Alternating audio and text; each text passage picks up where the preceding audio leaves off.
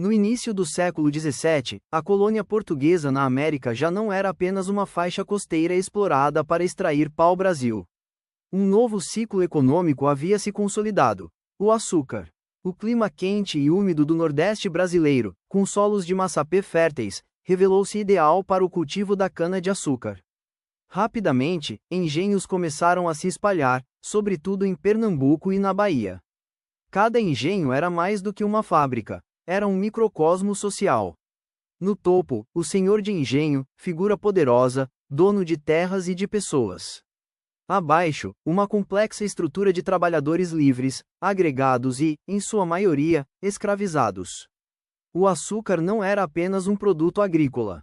Era um artigo de luxo na Europa, consumido em banquetes da nobreza e nos cafés das grandes cidades. Tornou-se símbolo de riqueza, poder e distinção. Mas esse ouro branco tinha um preço: sangue e suor de milhares de pessoas escravizadas. No século XVII, o Brasil tornou-se o maior produtor mundial de açúcar. A riqueza concentrava-se nas mãos de poucos, enquanto a base do sistema era a exploração brutal de milhares de africanos e indígenas. O engenho era uma máquina social de desigualdade, sustentada pela violência cotidiana.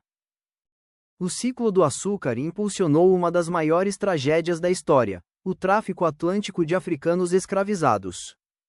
Portugal, que já tinha presença forte na África desde o século XV, ampliou seu papel nesse comércio. Navios negreiros partiam das costas africanas carregados de homens, mulheres e crianças. Estima-se que, entre os séculos XVI e XIX, mais de 4 milhões de africanos tenham sido trazidos para o Brasil, o maior número em todo o continente americano. O trajeto da África ao Brasil ficou conhecido como Passagem do Meio. Eram semanas em condições desumanas, pessoas acorrentadas em porões abafados, falta de água e comida, doenças que se espalhavam rapidamente, taxas de mortalidade que chegavam a 20%. Não havia noite nem dia. O ar era pesado, os gritos constantes. Muitos não suportaram e morreram no caminho. Vi mães desesperadas tentando consolar filhos, vi homens se recusando a comer, esperando a morte como libertação. Quando enfim chegamos, não éramos mais pessoas, mas mercadorias. Ao desembarcar no Brasil, os africanos eram vendidos em mercados de escravos. Eram avaliados como gado, medidos, inspecionados, negociados. Depois, distribuídos para os engenhos, minas ou cidades. Mas junto com esses corpos forçados, vinham também culturas, religiões, músicas, saberes. O tráfico não foi apenas de pessoas, mas também de cosmologias e tradições que, mesmo sob a violência, resistiram e transformaram a sociedade brasileira. É impossível compreender o Brasil sem a diáspora africana. O açúcar europeu foi doce, mas a história que o sustentou foi amarga. Cada grão trazia consigo a memória de vidas despedaçadas e culturas violentadas.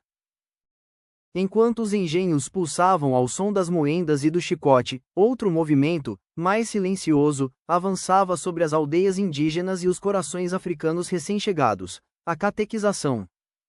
A Companhia de Jesus, fundada por Inácio de Loyola em 1540, foi peça-chave do projeto colonial português. Os jesuítas acreditavam estar cumprindo uma missão divina: converter os povos gentios à fé católica. No Brasil, figuras como Manuel da Nóbrega e José de Anchieta se destacaram no início, mas foi no século XVII que a presença jesuítica se consolidou em aldeamentos e missões. Os jesuítas não atuavam apenas como religiosos, mas também como educadores, linguistas e administradores. Produziram gramáticas e dicionários de línguas indígenas, como o tupi. Criaram escolas e internatos. Mas, por trás da imagem de civilizadores, havia também um processo de destruição cultural. A catequese jesuítica deixou marcas profundas, difundiu conhecimento e fé cristã, mas também alterou tradições, línguas e modos de vida dos povos originários. A catequização era forçada, rituais tradicionais eram proibidos, línguas nativas eram substituídas pelo português e pelo latim. Religiões de matriz africana eram demonizadas. A visão de mundo indígena era reduzida à idolatria. Na prática, a catequização significava arrancar povos de suas raízes espirituais. Era a tentativa de apagar séculos de saberes, mitos e tradições, para substituí-los por uma nova ordem cultural, a cristandade. Os jesuítas entraram em choque com os senhores de engenho. Enquanto os colonos queriam indígenas como mão de obra escravizada, os padres defendiam que esses fossem salvos nas missões. O resultado foi um conflito constante, aldeamentos atacados, índios recapturados, padres perseguidos. Para manter a ordem, a coroa portuguesa muitas vezes oscilava entre apoiar os colonos ou os missionários, conforme seus próprios interesses econômicos e políticos. Para manter a ordem, a coroa portuguesa muitas vezes oscilava entre apoiar os colonos ou os missionários, conforme seus próprios interesses econômicos e políticos. Apesar da violência simbólica, não se pode negar que os jesuítas também atuaram como defensores em alguns contextos.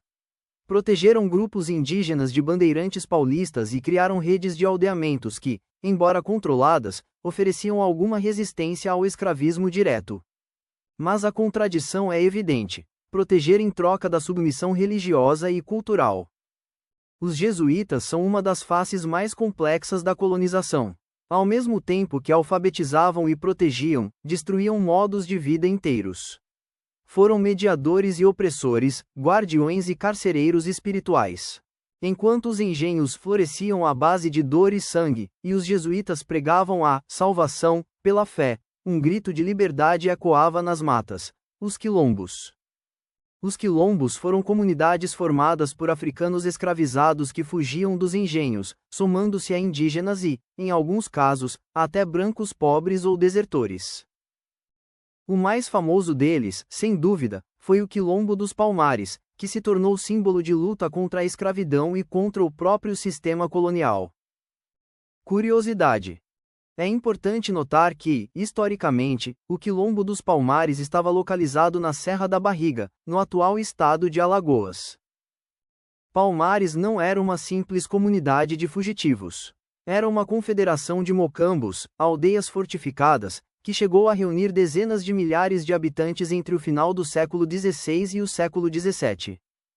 Ali, havia roças coletivas, onde se plantava mandioca, milho, feijão e cana. Oficinas artesanais, com produção de ferramentas e armas rudimentares. Estruturas militares, com vigias e sistemas de alerta contra expedições coloniais.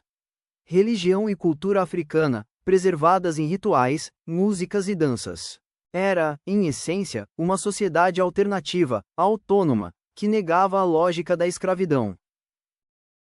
Palmares era mais do que um refúgio. Era um território livre dentro de um mundo acorrentado. Era a prova viva de que os escravizados não aceitavam passivamente o jugo, mas ousavam criar uma nova ordem. Palmares teve várias lideranças ao longo do tempo, mas duas se destacaram na memória histórica: Ganga Zumba e Zumbi. Ganga Zumba, considerado o primeiro grande líder, defendia uma postura diplomática, chegando a negociar com as autoridades coloniais. Zumbi dos Palmares, símbolo máximo da resistência, defendia a continuidade da luta armada e recusava qualquer acordo que mantivesse a escravidão no restante da colônia. Zumbi nasceu em Palmares, mas ainda criança foi capturado e entregue a padres, que o batizaram e o ensinaram português e latim. Porém, ao crescer, ele fugiu e retornou ao Quilombo, tornando-se líder militar. Palmares era visto pela coroa como uma ameaça direta, pois representava resistência e inspirava outros escravizados a fugir. Uma sociedade livre, construída por fugidos da escravidão, florescia no coração do Brasil colonial. Durante quase um século, Palmares resistiu a inúmeras expedições, conhecidas como entradas ou tropas de resgate. Bandeirantes paulistas, como Domingos Jorge Velho, foram contratados para destruir o Quilombo. Bandeirantes paulistas, como Domingos Jorge Velho, foram contratados para destruir o Quilombo. Os ataques eram brutais: aldeias incendiadas, pessoas mortas, crianças levadas à força. Palmares se tornou um símbolo eterno de luta, liberdade e resistência contra a escravidão. Em 1694, após uma ofensiva devastadora liderada por Domingos Jorge Velho e Bernardo Vieira de Melo, a capital do Quilombo, Macaco, foi destruída. Zumbi resistiu até o fim, mas foi capturado em 1695, morto e teve sua cabeça exposta em Recife, como aviso a outros escravizados. Mas, em vez de silenciar a luta, sua morte o transformou em símbolo eterno de liberdade. Hoje, Zumbi é celebrado como herói nacional no Brasil, especialmente no Dia da Consciência Negra, 20 de novembro. Palmares é lembrado como o maior símbolo de resistência à escravidão nas Américas. Embora Palmares seja o mais conhecido, dezenas de outros quilombos existiram em todo o território colonial, no Maranhão, na Bahia, no Rio de Janeiro, em Minas Gerais. Alguns pequenos e efêmeros, outros duradouros, com comunidades que sobreviveram até o presente, hoje reconhecidas como quilombolas.